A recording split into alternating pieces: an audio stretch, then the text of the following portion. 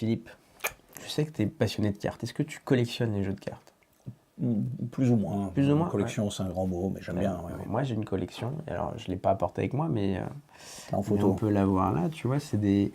Tu sais que les figures traditionnellement ont un nom. Ouais. Voilà, tu vois, par Hector, exemple, Hector, ouais, Lancelot, etc. Ouais. Donc ça, c'est le jeu de cartes de base traditionnel. Mais en fait, le jeu de cartes, c'est un support. Donc en fait, on peut le voir, tu vois, là, j'ai des jeux un peu plus, voilà, Personnalisé. fournis, Ouais. personnalisés. Il y a eu plein de personnalités. Tiens, juste, pense à un personnage historique célèbre. T'en as un? Ouais. Ok, ça marche. Me dis rien et ne change pas d'avis. Je vais te montrer un peu tout ce que j'ai. Tu vois, tu vois là, il y a De Gaulle.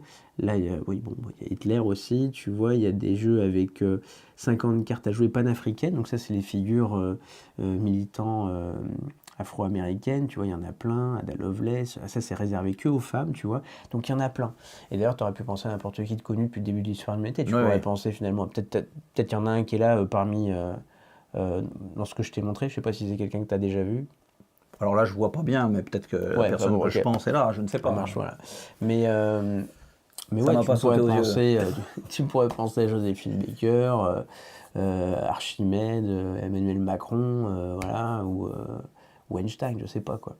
Tiens, moi, je me suis fait un jeu de cartes personnalisé. Alors, c'est un brouillon. Hein, je vais le faire pour de vrai, mais juste avant, tiens, je voudrais écrire un truc.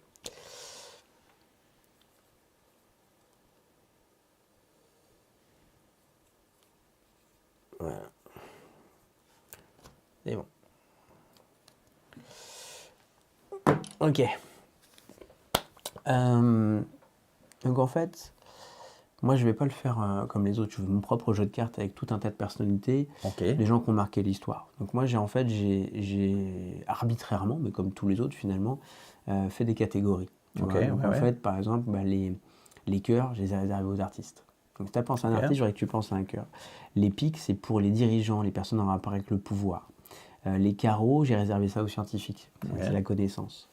Et enfin, les trèfles, c'est pour toutes les autres catégories, ceux qui ne rentrent pas dans la case habituelle. Ça peut être les sportifs, par exemple, ou voilà, des gens qui échappent aux 3 autres catégories. Voilà. C'est bon? Tu as une famille en tête? Oui. Ok, ça marche. Et par rapport à ton personnage, donc si c'est quelqu'un de vivant, bah ça, je vais réserver ça aux cartes à points. Et les morts, c'est pour les figures. Donc valet, dame, roi.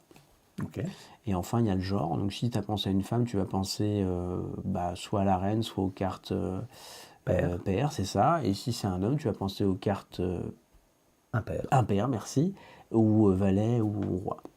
Ok. Tu as une carte qui s'est manifestée? Oui. Ok. Du coup, tu as pensé à quoi comme carte? Roi de pique. Le roi de pique? Ah, roi de pique. Roi de pique. Ouais. C'est incroyable. C'est étonnant. Ouais. Et pourquoi? Mais je sais pas. C'est qui le personnage que tu avais pensé? C'était Nelson Mandela. Mandela, d'accord. Une sorte de roi, finalement. Je t'ai dit, c'est un brouillon, hein. Je vais le faire pour mon graphisme, mais du coup, tu vois, j'ai attribué un nom à chaque carte, exactement comme je te l'ai dit. Tu vois, les carreaux, scientifiques, reine, Marie Curie, là on a Che Guevara, Greta Thunberg, Cléopâtre, Poutine, Hollande, voilà, on a Alexandre, Mandela, roi de pique. Et c'est possible comment? Suite dans l'explication. Ok. J'aurais pu penser à n'importe quelle personnalité. Ouais. Ah ça alors.